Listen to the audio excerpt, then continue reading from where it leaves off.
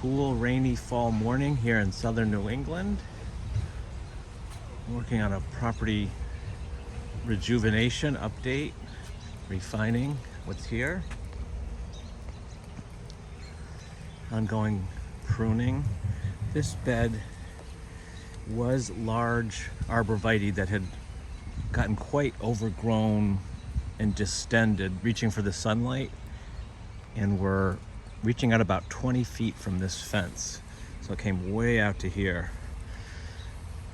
And so we replanted it, reclaiming some of the lawn, making it narrower and more open. So the sense of expansiveness is returned.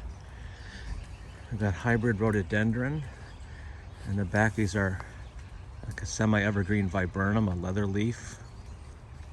And these are a variegated Okothaway, Japanese Stewardia that has superb fall color.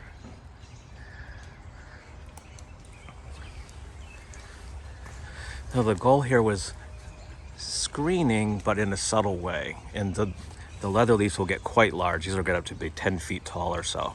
So like